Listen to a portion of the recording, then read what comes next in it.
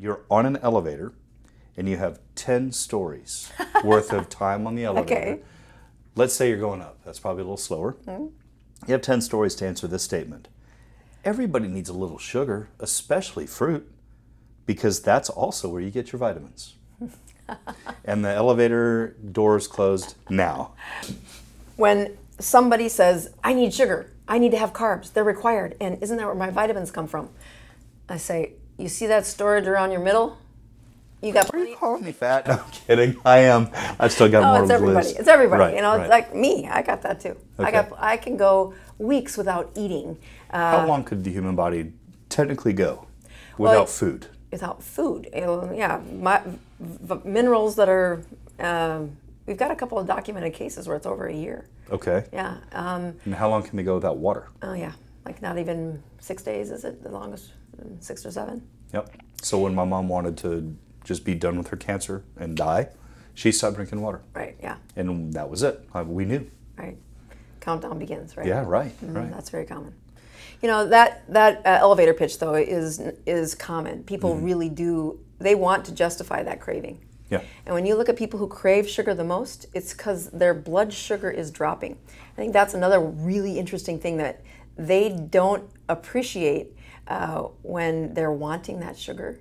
If you can look at an app and say, well, still 94, probably have plenty of sugar. Now, if it's dropped from 126 to 94, you're going to be craving sugar. You're going to be craving. Now, cravings happen in the delta, in the change for sugar. Okay. So I fast every week. I have for about 5 years now, with a rare exception. But when you say fast, how long do you fast? 48 to 72 hours. You know, people seem to think that is so impossible to do, and yet just because they're putting a clock to it. Yeah. If they take the clock away from it and just think about the fact that they don't need to eat, right. The hunger pain passes, right? Right. You're driving in your car. Sorry, kids, we're not stopping. Oh, look, the steering's not working anymore, right? You're not going to stop to eat because you don't have time. We got to get there now, right? Well, then the hunger passes, right? Yeah. So what's your advice to somebody who doesn't believe that they can go at least 24 hours? Well, honestly, I tell them when they have that focus of food in their life, I turn into the spin. I say, eat only fat and meat for as long as you can. And what happens during that, 4, 6, 8, 10 days is their body starts to have a much more stable blood sugar. The cravings for sugar disappear. Again, the delta is not hardly anything. And especially in most people, unless they're severely insulin resistant, that hormone churn that you want to have in a patient, it starts to be, you can measure vitamin D levels go up. You're like, well, where's it coming from? They're not eating vitamin D. Maybe they are in some of their meat, but it's coming from their fat storage. Okay. The mobilization of some of those fat-based hormones they're stored. So is testosterone and estrogen, and anything that has that fat cholesterol base is stored in your body. And when it's low, it is hard. It is hard to go 24 hours. They are on a different chemistry set. So before I ever let anybody fast, and I don't use the F word until it's 36 hours. Word. Right, that the people come up with. I have my son goes to a Jesuit school and they fast on Fridays, which means they eat fish and have crackers. And I'm like, That's not fasting. No. That's that fasting bar that I keep yes, seeing. no. I'm like, no, stop it. I'm having enough trouble. Quit doing that to the advertising. Oh my God. Okay. Right. All right. Well, so our elevator just went through what's it, the Burj? I forget what it's called in Abu Dhabi or. Oh, there you go. We just went through the roof. Okay. So now this is going to be for my female audience. Mm-hmm. Is there an aspect of the keto or the carnivore lifestyle that will help me cope with menopause in my later years? Same thing I was just talking about. When those estrogen hormones they're dictated by another hormone, the king of hormones, which is insulin. Okay. That estrogen is a fat-soluble molecule. So is testosterone and vitamin D, and it dictates what happens to sugar and fat. So when your insulin is high, it stores it in your fat cells. One of the most important things for menopause is unlock your own estrogen. You want bioidentical, get it out of your fat. Step 1. That is the churn that's happening when you are in a persistent nutritional ketosis. That means a 0.5 or greater of ketones. Okay. And when I walk women through menopause, we start doing things like, yep, your average blood sugar, I mean, their continuous glucose monitors are terrible, and they snack their way right out of any type of ketosis. That understanding that they're doing that is then telling them, and you're locking the estrogen in. You look at women of childbearing age, and even when they are taking, like they have an IUD or they've got birth control pills, when they do a strong fast, they'll have a menstruation right afterwards, meaning the surge of the hormones is so profound during, in the years where they're still childbearing age, that it outspeaks almost anything on the market. Yeah, so be careful. Yeah. You're still preventing pregnancy, but they'll bleed through it. And I'm like, that's a sign of a good fast.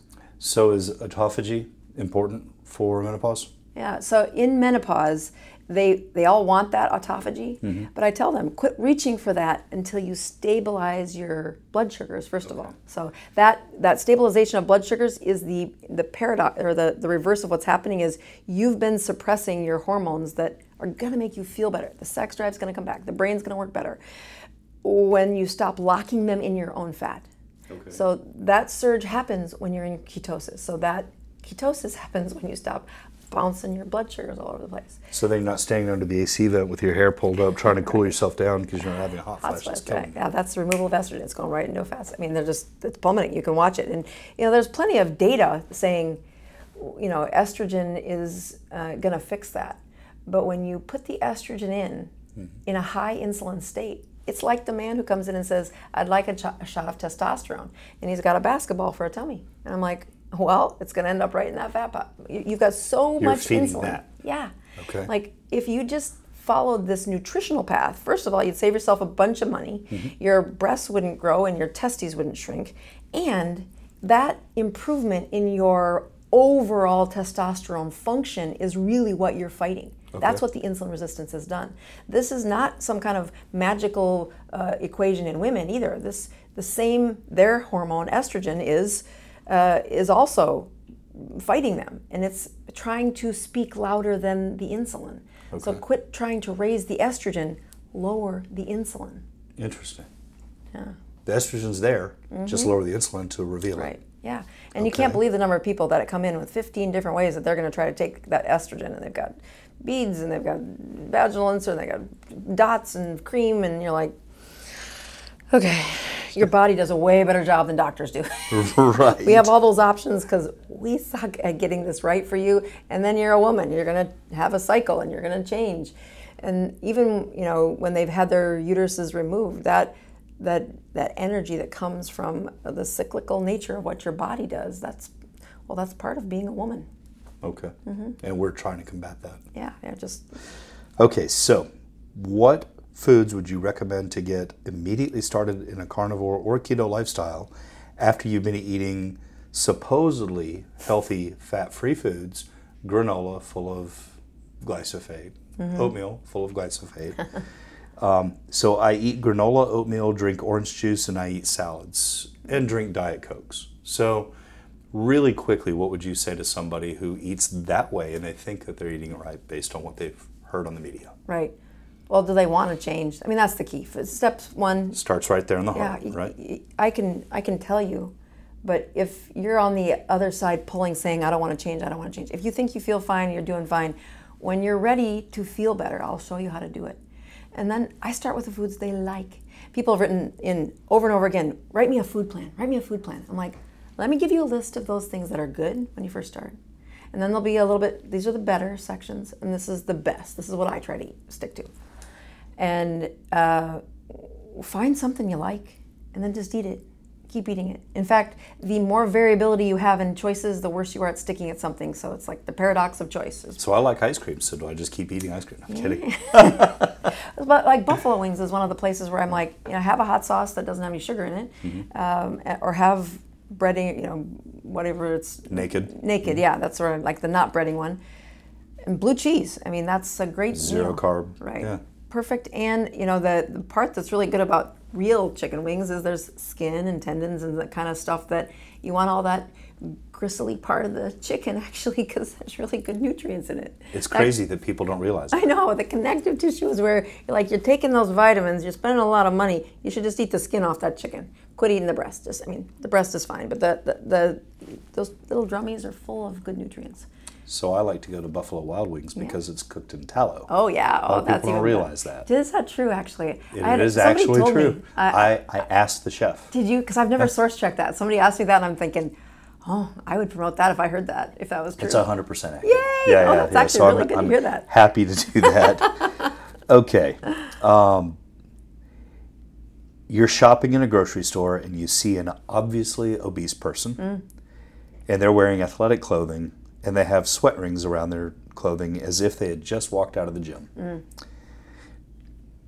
The contents of their shopping cart, which includes food that you and I know is very unhealthy for them, what goes through your mind when you see the food in the shopping cart, knowing that they just left a gym and left it all on the mat? Right. What would you say to that person if you could, without hurting their feelings? No. Everybody honestly, gets their feelings hurt too easy, but right. people need to hear the truth. What's the name of the book I'm listening to, Katie?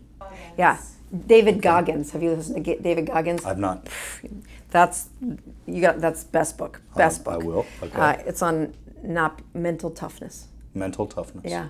Fantastic books. Okay. I think on Amazon I looked and it was like over 2 million 5-star reviews.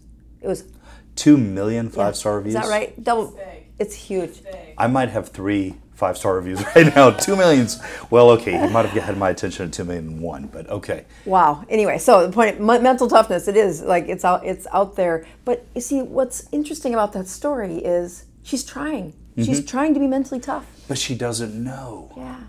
That's the hard part. Right. And so you say, when you look at, I have pity. It's absolute pity because when you take that energy where they are trying to change and you put a little rule book beside it and say, hey, here's how the body works. You are never going to exercise your way out of this problem. You have to change the chemistry. I used to think I could. I used to eat 10,000 calories a day, but it was not 10,000 ribeye calories. It was 10,000 junk calories. But I could out-exercise it, but I couldn't. No, I couldn't. Yeah. I thought I could. Right. I see somebody in my wife's neighborhood. I've seen him now for the past 3 months. When I'm back in town and I'm watching him walk, which I'd rather see him walk than run because he's not hurting himself, but he's morbidly obese. But he hasn't changed in the size at all.